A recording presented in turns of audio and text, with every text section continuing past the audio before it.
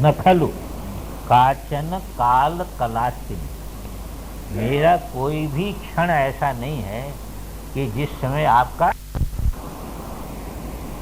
जो मानस कल्पना है वो भी इससे रहित, पूजन से रहित हमारा कोई क्षण ही नहीं कि हम पूजन करें, उससे रहित तो है ही नहीं। तो यही भावना है। रातस्य अतिदीप्त संविज्वलने यत्नात् विना भवति होमः है। कहा कि भाई देखो, यज्ञ जो करता है, उपासना करता है, तो उसके बाद पूजन आदि करके, हवन आदि करके फिर ध्यान करता है देवता का है। तो ज्ञानी कोई ध्यान करता है कि नहीं करता? ध्यान करता है ना। बाह्य से अंदर में जाने की प्रक्रिया है सभी पूजनों। पहले पूजन आदि कर लो, फिर ध्यान करो, फिर करो ध्यान करो। बाहर से अंदर ले आओ देवता को। बाहर जो देवता देख रहे हो, इसको अंदर ले आओ। बाहर की उपयोगिता इसीलिए है, अंदर देखो।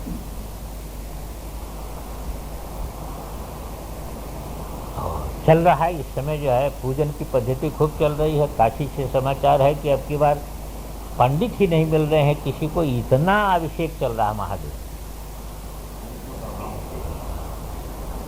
पंडितों का अभाव नहीं है, यजमानों का बाहुल्य हो गया। यजमान इतने आ गए कि अब पंडित लोग जो है वह नहीं मिल रहे हैं।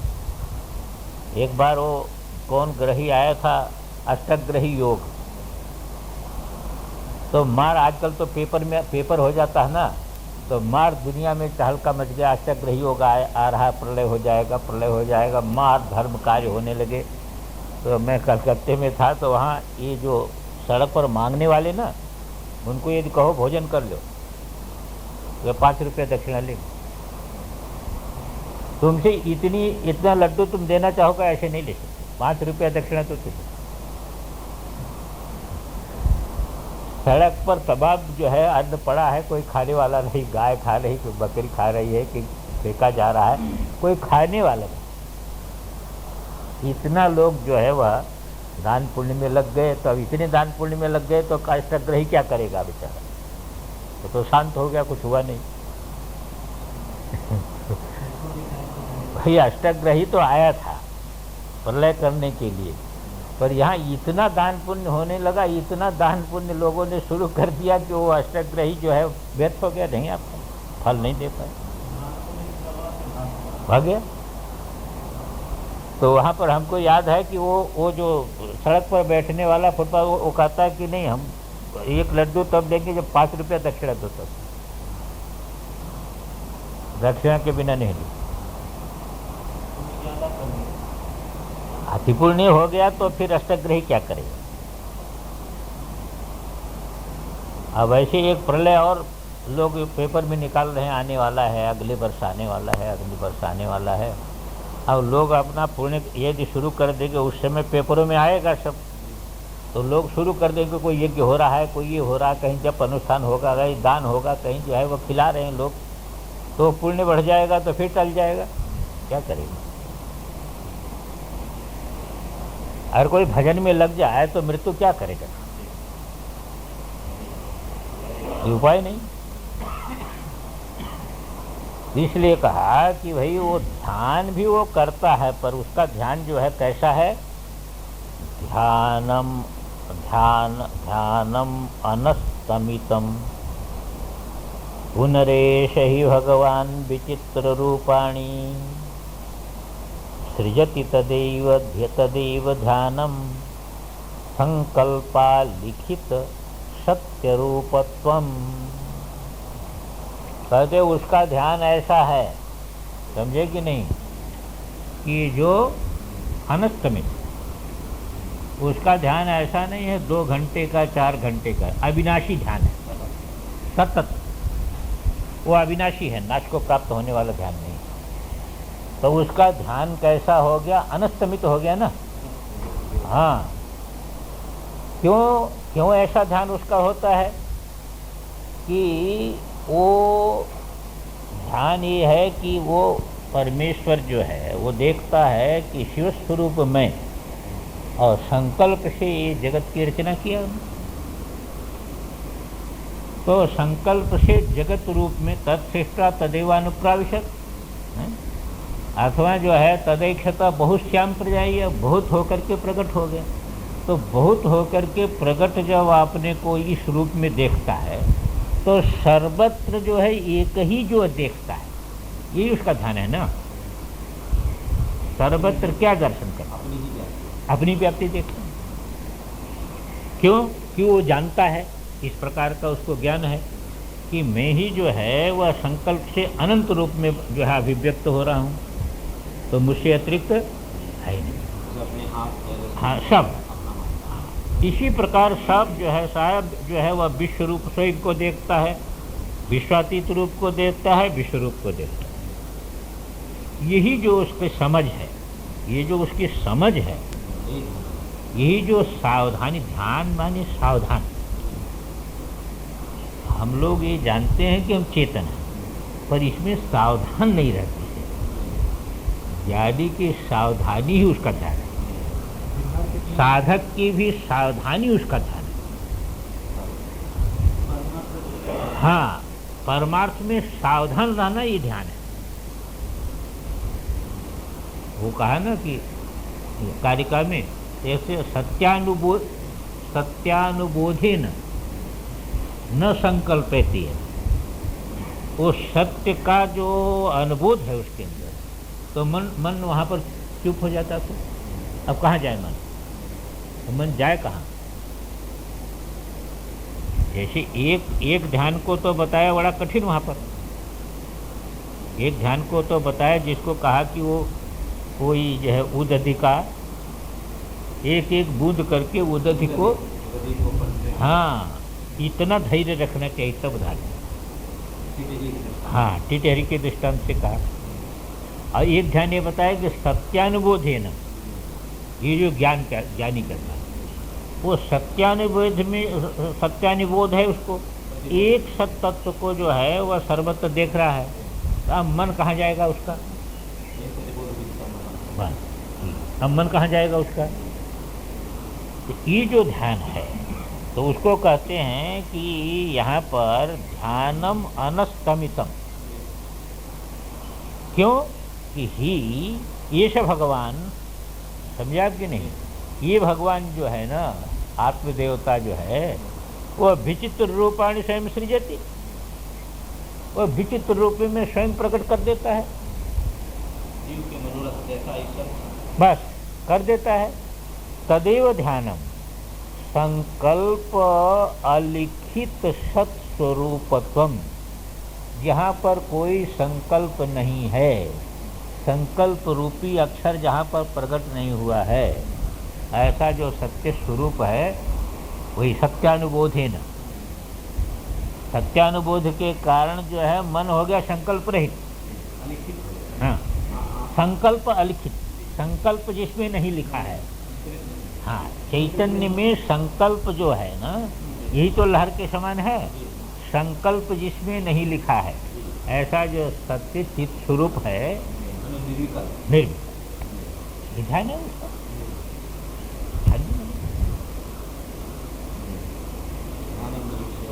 निर्विषय, और निर्विषय कैसे हुआ? सत्यानुवेद से। सत्यानुवेद, ये सत्य का जो अनुवेद है उसी से ध्यान हो जाता है। तो ये जो यही जो है वह ध्यान है। संकल्प अलिखित सत्य रूपत्वम, समझे ना, ध्यानम। तो ये जो है वो हो गया ध्यान।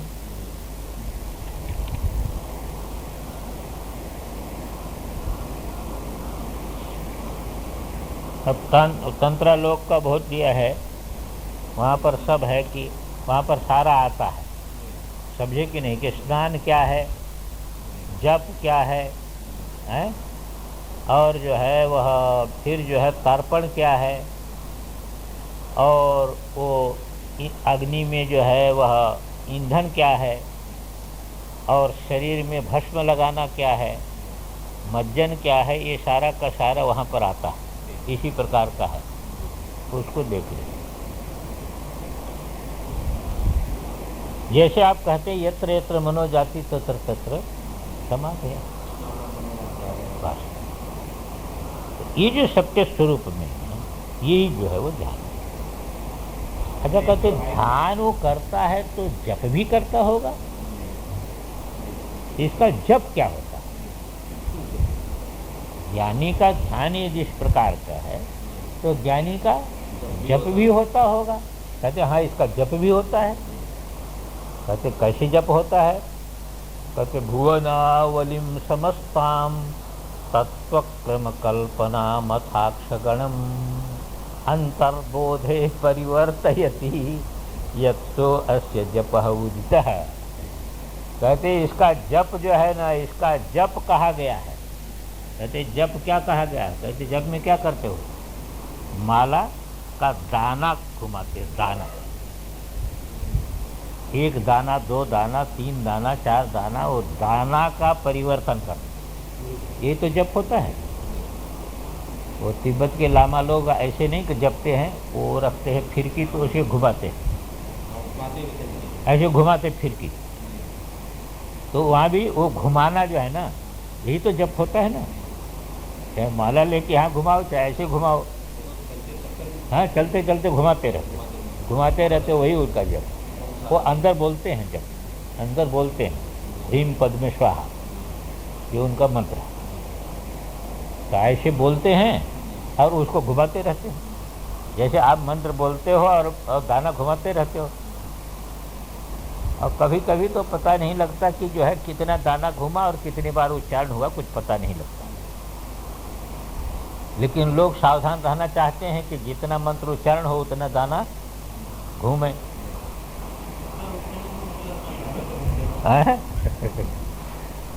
दाना घूमता रहता है ना। अब मंत्र जो है, मंत्र एक मंत्र उच्चारण के साथ एक दाना घूमना चाहिए, पर ये भी जो है वह बहुत विलक्षण होता है। क्योंकि हमने ऐसे लोगों को देखा कि जो कहते गायत्री मंत्र जो है 10 मिनट में 1000 गायत्री जप लेता हूँ। तो कैसे जपते हो? कैसे माला घुमाते हो? 1000 गायत्री 10 मिनट में 1000 गायत्री जपेगा तो कैसे बोले? वो कहते नहीं, हमें 10 मिनट में 1000 गायत्री जपते हैं। भगवान जाने कैसे करते हैं।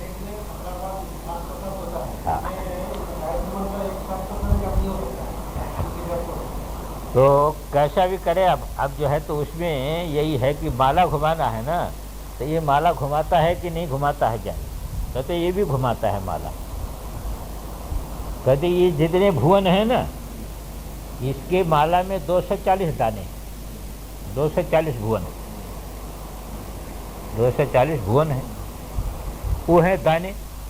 और 36 तत्व हैं, 36 तत्व हैं, और 240 भुवन हैं, 5 कलाएँ हैं, ये है ना, 2 अध्याय ना, और 50 वर्ण हैं, और 81 मंत्र हैं। वाक्य 81, मंत्र 81। जैसे इसमें 3 है ना, वर्णाध्वा,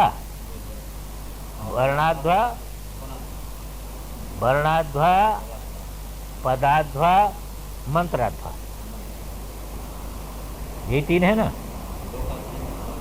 और उसमें है तत्वाध्वा और भुवनाध्वा, तत्वाध्वा, कलाध्वा। कला तत्व भुवन, उसमें कला तत्व भुवन है? हाँ, ये अर्थ में। और शब्द में 3 है, वर्ण, पद और मंत्र। हाँ, वर्ण, पद, मंत्र, ये 3 इसमें है। कला 5 है। निवृत्ति प्रतिष्ठा जो आई थी ना, है निवृत्ति, यहाँ पृथ्वी में आकर के निवृत्ति कला हो गई। क्योंकि पृथ्वी के बाद फिर संकल्प नहीं हुआ है, पृथ्वी खत्म हो गई ना, और जल से लेकर के इधर जो है वह वो प्रतिष्ठा हो गई है। ये माया तक, ये प्रतिष्ठा कला हो गई। विद्या है, फिर विद्या हो गई शुद्ध विद्या। वहाँ पर क्या हो गई, निवृत्ति प्रतिष्ठा से विद्या। फिर जो है वह शांति कला हो गई, शिव में जा करके शांति कला हो गई। और परम शिव शांत नहीं, इसमें शक्ति में शांति कला हो गई, सदाशिव में, समझे आप कि नहीं, शांति कला हो गई। और शिव में जो है वह क्या हो गई कि शांत्यातीत। ये 5 कला मानते, ये 36 तत्वों में 5 कला मानते शिव में। हाँ, शांति हो गई, सदाशिव में शांति समझ लो। शक्ति तो शिव के साथ रहेगी ही। तो निवृत्ति प्रतिष्ठा च विद्या च शांति तथा शांति तीते, ये 5 कलाएं हैं। तथा शांति तीतेति कला भी परा, ऐसे करके एक शंकराचार्य भगवान का एक देवी का स्तोत्र, बड़ा सुंदर स्तोत्र है, पहले याद था भूल गए। निवृत्ति प्रतिष्ठा च विद्या च शांति तथा शांति तेति पंचीकृता भी कला भी परे पंचविंशात्मका भी। माने ये जो है 36 तत्वों से, कलाओं से तुम्हारा पर स्वरूप, तुम्हारा स्वरूप जो है वैसे पंचकलाओं से परे है, 36 तत्वों से परे है।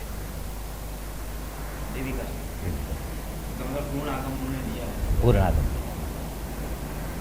बड़ा विमर्श शक्ति को लेकर के बड़ा सुंदर उसमें कहा, भूल ही जाता है सब।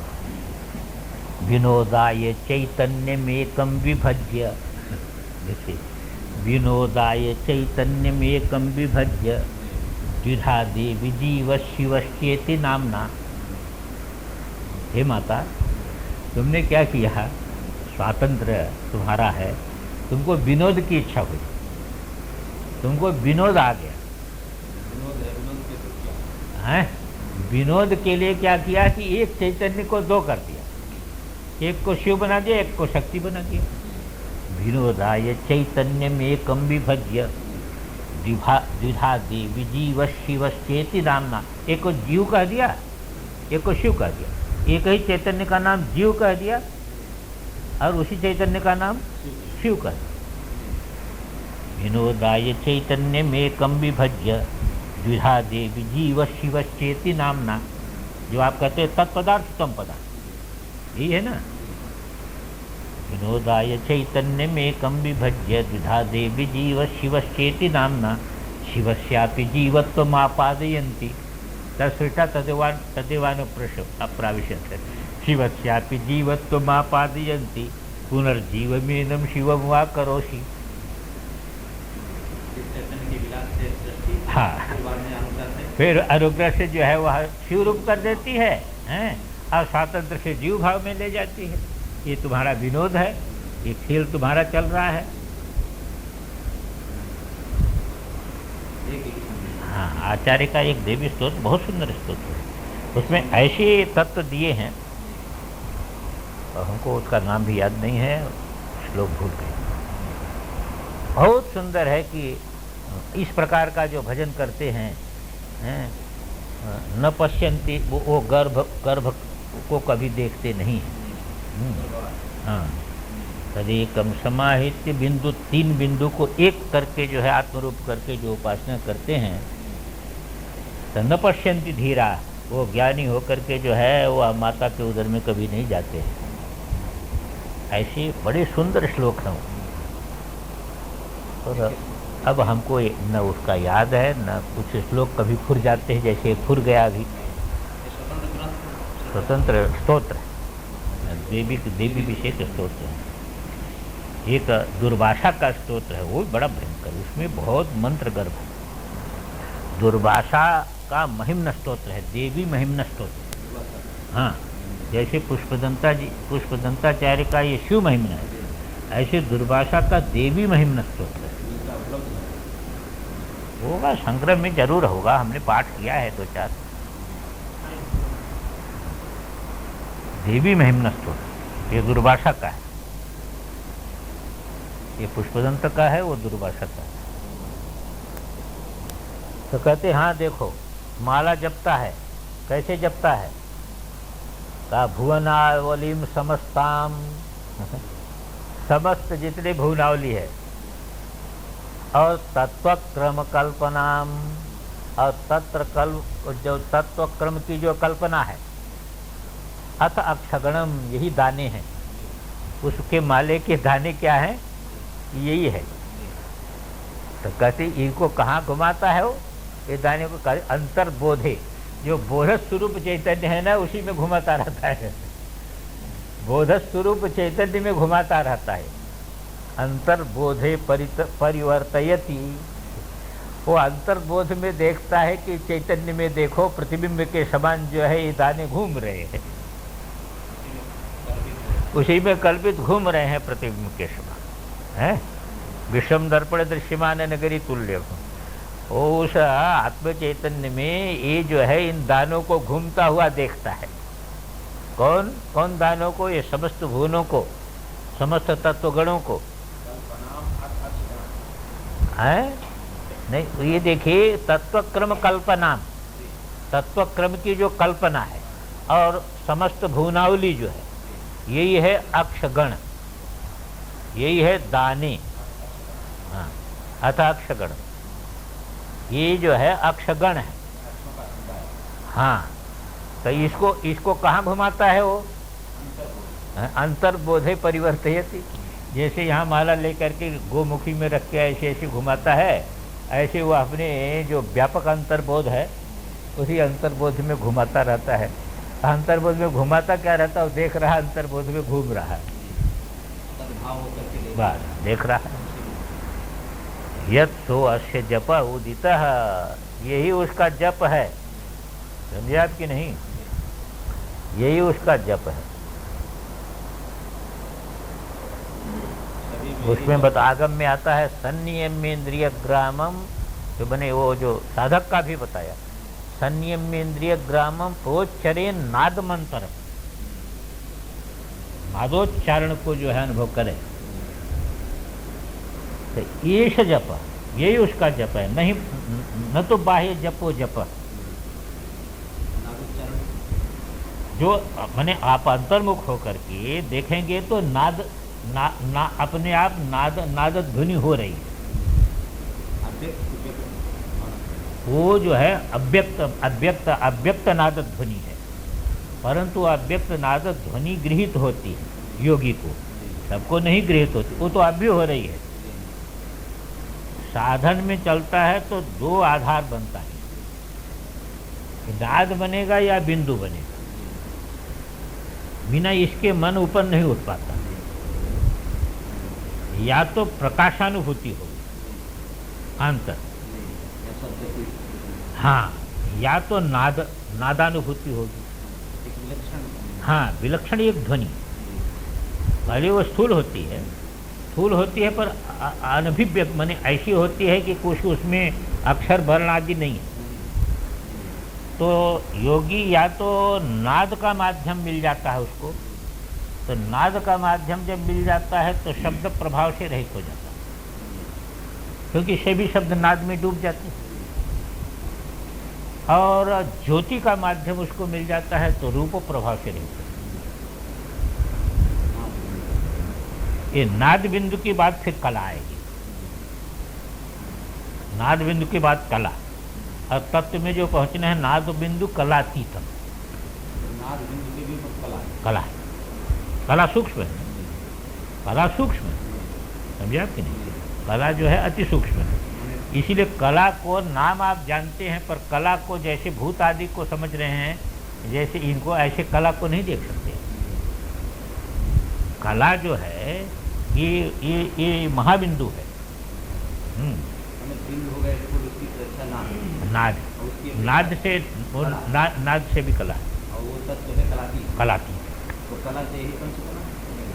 पंचकला में सब आ जाता है, जो है वह निवृत्ति कला में जो है जा करके ना, जो शांति कला है वही अंतिम कला है, उसी कला में आ जाता है। कि नाद का जब आप प्रकरण देखेंगे तो उसमें 9 भेद है, उन्मना तक 9 भेद हो जाते, एक ही नाद में 9 भेद हो जाते।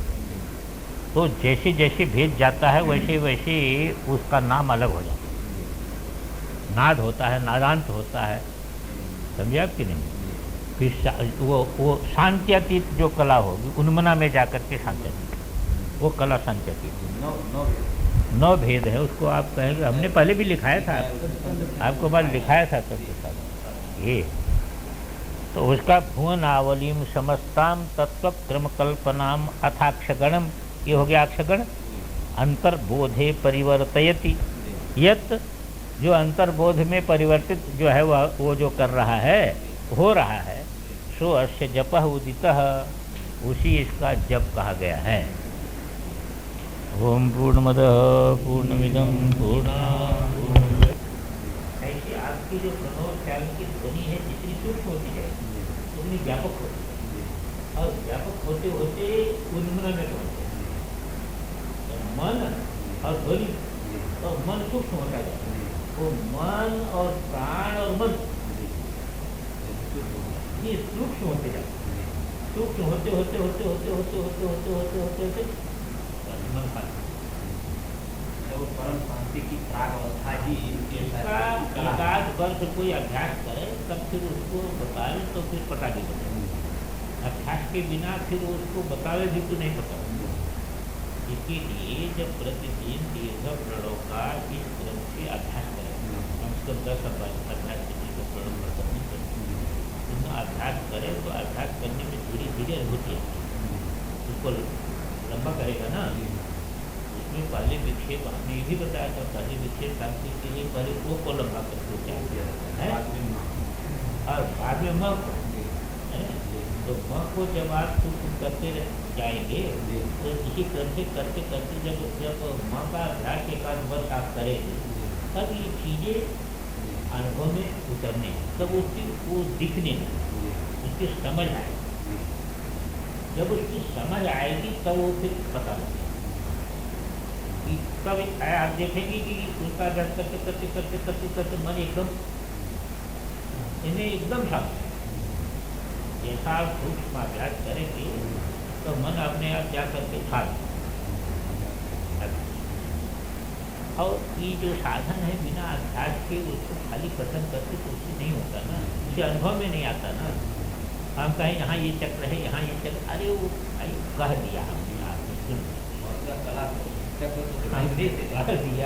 सुन लिया, पर इसकी अनुभूति के लिए आपको समय लगाना पड़ेगा, आपको साधन लगाना पड़ेगा। इस युग में तो बहुत ही कठिन पड़ता है, ये चीज का प्रत्यक्ष करना पड़ेगा। फिर एक एक नाड़ी आपको दिखेगी, जब आप शरीर के अंदर जो है एक एक नाड़ी भी एक एक नाड़ी का दर्शन, क्योंकि मने में तो है ना, बाहर का मने उसमें तो आरोपित हो। हाँ, लेकिन अब बाहर से जाने के लिए अपने को बड़ी तकलीफ है, वो बिना अभी तो ये थ्योरी है, प्रैक्टिकल के लिए तो जीवन लगाना पड़े। तो ये मंत्र शास्त्र का प्रैक्टिकल ऐसा नहीं, इसको तो जीवन लगाना। अब देखो, एक मात्रा का 256 विभाग, इतना सूक्ष्म उच्चारण आपका जाएगा, उससे वियोग में अभी तो मंत्र अपनी भूमिका में, नाद भूमिका में पहुंचेगा, नादा की भूमिका में पहुंचेगा, तभी तो मंत्र में जो है जैसे जैसे एटम बम जो है सूक्ष्म करते करते करते करते एटम बम बना कि नहीं, ऐसे आपका ये मंत्र का जब नाद सूक्ष्म होते होते होते होते होते होते होते तो शक्तिशाली हो जाता है। ये सब जो विस्तार है, ये सब एक अनुभव है, एक उसकी थ्योरी और साधन उसका प्रैक्टिकल है। नाद के बाद कला, कला को मतलब शांति की प्राग अवस्था। हाँ, अब उसको देखिए जो है, पहले तो उसका यदि आप उसका सूक्ष्मता का विश्लेषण कर लें तब वो 9 मात्रा जो है वो चतुर्थ मात्रा, यानी कोई भी व्यंजन आधा मात्रा हो और उसका आधा अर्ध मात्रा से शुरू हो। आधे का आधा। हाँ, व्यंजन का आधा होगा ना, ये क्रम से आधे होते जाएंगे, कुनमनी में समाप्त हो जाएंगे, क्रम से आधे होते जाएंगे। क्रम से बिंदु के ऊपर अनुसार के ऊपर अनुनासिक होता है। अनुनासिक म जो है वो म से अतिरिक्त है, समझे आपने? बिंदु अर्धमात्रा ये अतिरिक्त है, तो क्रम से आधे होते जाएंगे।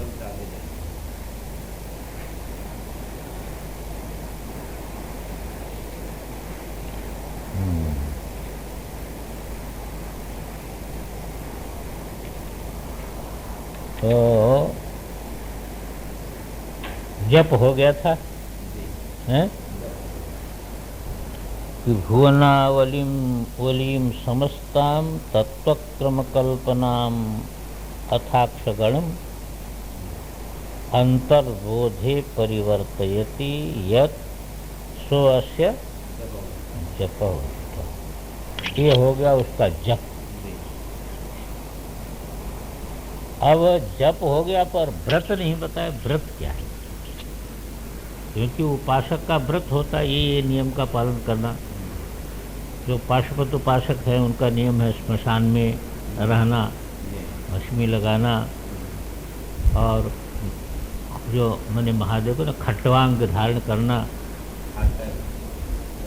खटवांग होता है ना, हाथ का पावा नहीं, पहले जो है महात्मा रखते थे, आशा उसको बोलते। एक ऐसे लकड़ी होती जिसमें ऐसे रखते, तो उसको यहाँ रख लेते, तो सोने की जरूरत नहीं पड़ती, बैठे बैठे सब काम हो। हाँ, ऐसे रख, कभी ऐसे रख लेते हैं, कभी ऐसे रख के यहाँ रख करके उस पर ऐसे दोनों हाथ रख।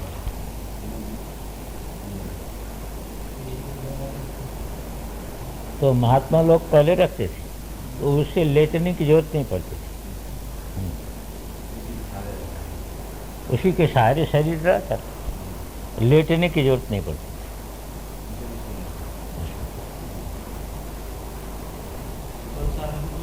तो वो खटवांग है, बावे के समान रखता, उसी का नाम खटवांग। खटवांग जो है वह जो शैव साधना वाला है उसके लिए वो अनिवार्यता है। भस्म है, स्मशान वास है, खटवांग है, कपाल है, जो महादेव धारण करते हैं। तो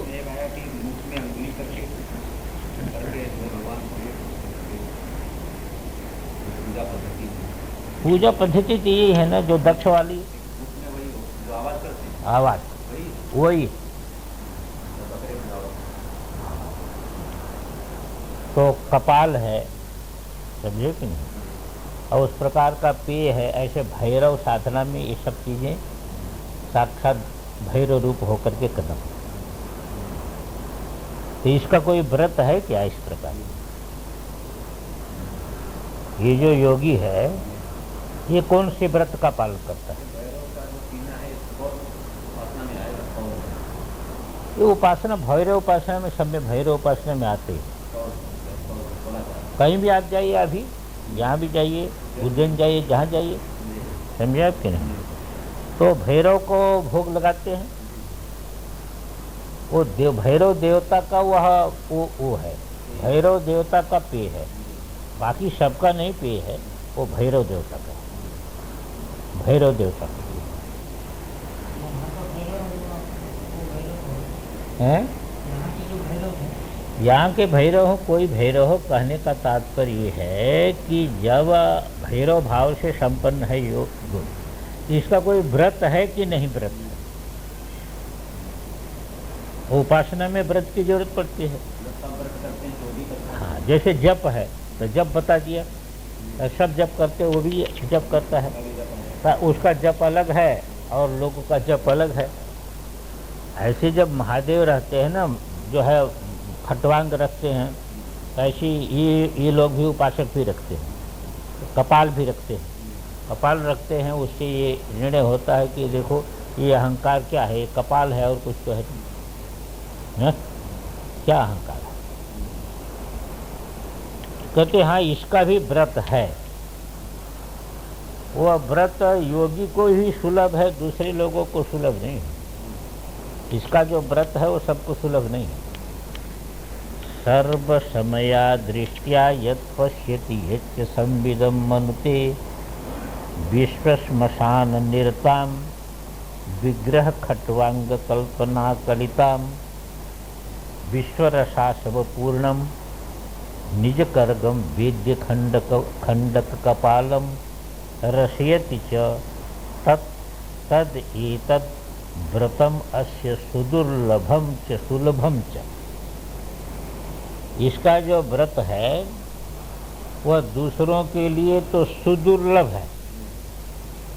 दूसरा तो कितना प्रयास करे, पर ज्ञानी का जो ये व्रत है, ये व्रत को वो पा नहीं सकता, इसलिए सुदुर्लभ है।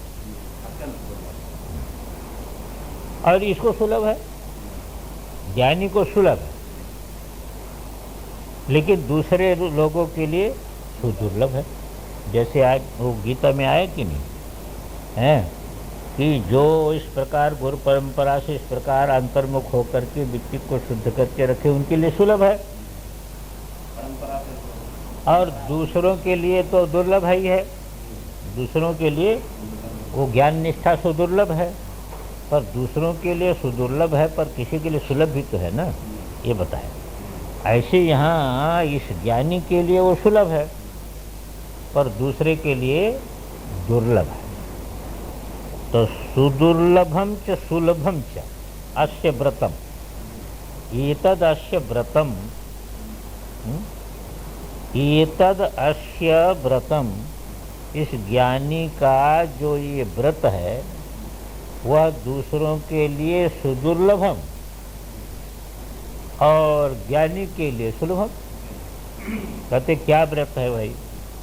कहते पहला व्रत तो उसका है कि समया दृष्टिया सर्वम यत् पश्य। समा दृष्टि, आप बने समा, समा पहले बना लीजिए, समा दृष्टि। समा का तृतीयांत कर दीजिए समया, दृष्टि का तृतीयांत हो गया दृष्टि। तो समया दृष्टि, जो समदृष्टि है, ये समदृष्टि के द्वारा सर्वम यत् पश्यति, समत्वम योग उच्यते ना, वो समदृष्टि से ही सबको देखता है। जहाँ उसकी दृष्टि जाती है एक सम तत्व ही दिखाई देता है।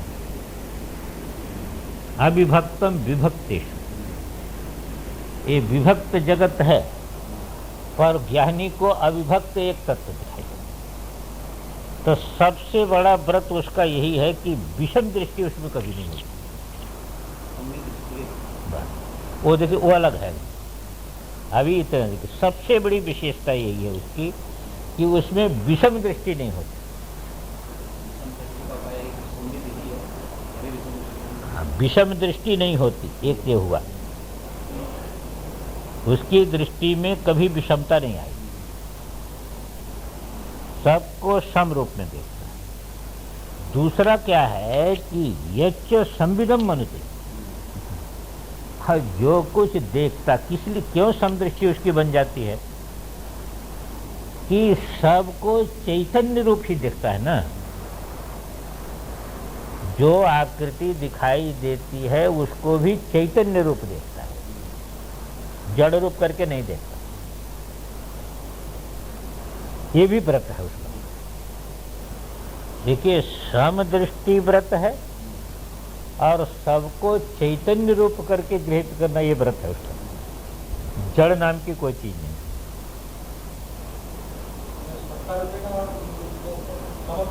हाँ, सत्ता में समत्व हो गया, चिद रूपेण सबको ग्रहित करता है, समझे आपकी नहीं, तो चिद रूप से सबको। तो इस प्रकार जो है यच्च संविदम मनुते, ये तद्व्रतम के साथ जाएगा सब। तो दो हो गया ना। एक व्रत तो ये है कि सर्वम समया दृष्टिया यत् पश्यति तद्व्रतम, और यच्च सर्वम संविदम मनुते तद्व्रतम, सबको चिद रूप करके गृहित करता है, ये उसका व्रत है। और रहता कहाँ है? तो कहते हैं कि विश्व श्मशान निरताम विग्रह खट्वांग कल्पना कलिताम, ये किसके साथ जाएगा? हाँ, संविदम बनते विश्व श्मशान निरताम। वो देखता है कि सारा विश्व जो है ना, वो जो है वह यदि चेतन से पृथक कर दो तो क्या हो जाएगा? ये श्मशान, सारा विश्व ही श्मशान।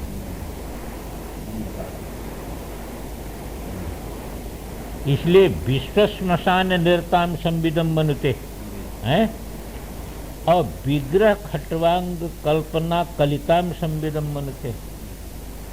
ये जो शरीर आदि विग्रह है ना, ये विग्रह यही है खट्वांग, इसी को बना लिया उसने खट्वांग। कहा खट्वांग धारण करता, हाँ कहा खट्वांग धारण करता है। श्मशान में रहता है, तो हाँ श्मशान में रहता है। कौन सा श्मशान है? कहते विश्व श्मशान है, ये विश्व है श्मशान। और ये शरीर जो विग्रह है, विग्रह खट्वांग कल्पना कलिता, अब विग्रह रूपी खट्वांग है, पर ये श्मशान और ये खट्वांग, ये दोनों जो है वह संबित रूप करके होते हैं। खट्वांग को भी संबित रूप करके देखता है, और विश्व रूपी श्मशान को भी संबित रूप करके देखता है। ये सबके साथ चला जाएगा संविदम में। अब विश्व कैसे श्मशान है? अब विश्व तो श्मशान है ही। क्यों? जड़ है, वो मृत है, मृत है, तो सब मृत जो है वहां पर पड़े हुए हैं, तो श्मशान है। और खट्वांग क्या हो गया कि विग्रह खट्वांग कल्पना कलिताम संविदम मनुते। कहते भाई जो है वो खपड़ो ही नहीं रखता है। व्रत में तो ऐसा है कि खपड़ो भी रखा जाता है, शैव व्रत में। ये खोपड़ी महादेव रखते हैं ना, तो व्रत वाला भी रखता है खोपड़ी। इसी में खोपड़ी में ही भैरव को जो है वह आसो दिया जाता है। वो खोपड़ी में ही जो है वो आसो जो है वह खोपड़ी से आसो छूता रहता है, वही भैरव गृहित करते। और क्या आपने खोपड़ी निकाले? यहाँ भी अपनी खोपड़ी से भी रस निकलता है, यहाँ पर भी जो है ये खोपड़ी है, समझे कि नहीं, जिससे अमृत रस स्राव होता है और उसी को चैतन्य देवता गृहित करता है। यहाँ भी रस स्राव होता है। इसलिए मंत्र पद्धति में जो है वहाँ से यहाँ से अमृत स्राव मानते हैं। और वो अमृत स्राव से जब योगी पहले क्या होता है कि जब गुरु पादुका का ध्यान करता है, इन उपासनाओं में गुरु पादुका का ध्यान मुख्य ध्यान, तो गुरु पादुका का ध्यान देता है, ध्यान करता है, तो उसमें जो दक्षिण पादुका होती है उससे शुभ्र प्रकाश निकलता है, और वाम पादुका होती है उससे रक्त प्रकाश निकलता है।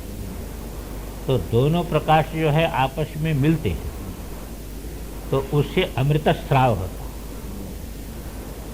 तो जब गुरु पादुका का ध्यान करता है तो ध्यान से अमृत स्राव होता, उस अमृत स्राव से पूरा शरीर व्याप्त होता है।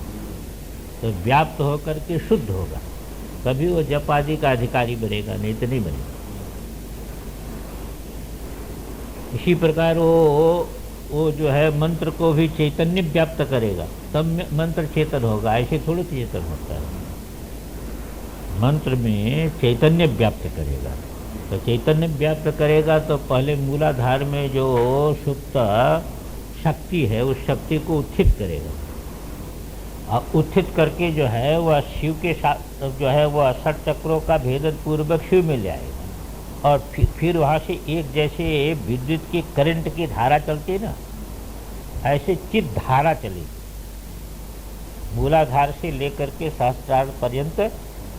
जैसे विद्युत भी ऐसे चलती ना, ऐसे चलती है, उसी में सब काम होता है, इसीलिए 2 तार रखते। तो ऐसे चैतन्य धारा चलती है। हाँ, इसी प्रकार जैसे ये मूलाधार से लेकर के सहस्त्रार तक जो है वह धारा जाएगी ये मेरुदंड से, और फिर जो है वह लौटेगी। तो ये जो धारा चलती है इसी में मंत्र के वर्णों को छोड़ दिया जाता है।